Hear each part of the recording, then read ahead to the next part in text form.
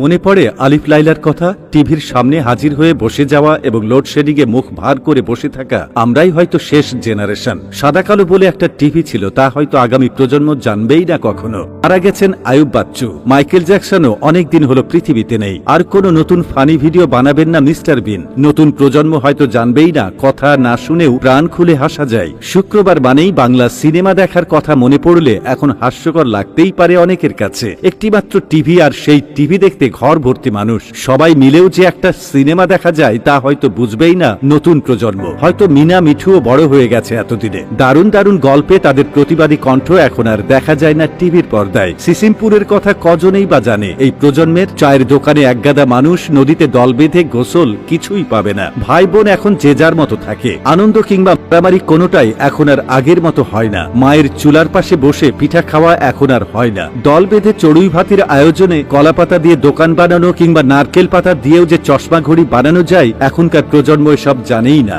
আক্ষরিক অর্থেই এই পৃথিবীর সব থেকে ভাগ্যবান জেনারেশন আমরাই, যারা 90-এর মাঝামাঝি থেকে 2005-06 অবধি শৈশব কাটিয়েছি। আমাদের সময় এমন একটা ঘড়ি ছিল যেটা হাতে দিয়েও গোসল করা যেত। পেঁপের ডাঁটি দিয়েও যে টিউবওয়েল বানানো যায় তা এখনকার জেনারেশনের কজনই বা জানে। হারিকেন কিংবা মোমবাতি ছিল পড়ার জন্য একমাত্র আলোর ব্যবস্থা। এখনকার প্রজন্ম তা হয়তো জানেই না। সন্ধ্যা নামলে উঠানে বড় আসন পেতে পরিবারের সবাই মিলে দাদা দাদি কিংবা নানা নানির মুখে হাজারো গল্প শোনা। আর আকাশের চাঁদ তারা দেখা এখনকার জেনারেশনের কতজনের ভাগ্যে জোটে। সালমান শাহ আর কখনো বাংলা সিনেমায় আসবেন না। রাজ্জাক, রাজীব, হুমায়ুন ফরিদ সহ সবার অভিনয় কি অসাধারণ ছিল। টেলিসামাদ, দিলদাররা তো অনেক আগেই চলে গেছেন। আমরাই হয়তো শেষ জেনারেশন যারা মাঠে খেলতে বল কেনার জন্য সবাই মিলে টাকা জমাতাম। একটা ব্যাট কিনতে আমাদের অনেক কষ্ট হতো। নিজের বলতে কোনো মোবাইল ছিলই না। তথ্য আদান প্রদানের একমাত্র মাধ্যম ছিল চিঠি। আমরাই একটা নড়বড়ে দলকে চোখের সামনে মাথা উঁচু করে দাঁড়াতে দেখেছি।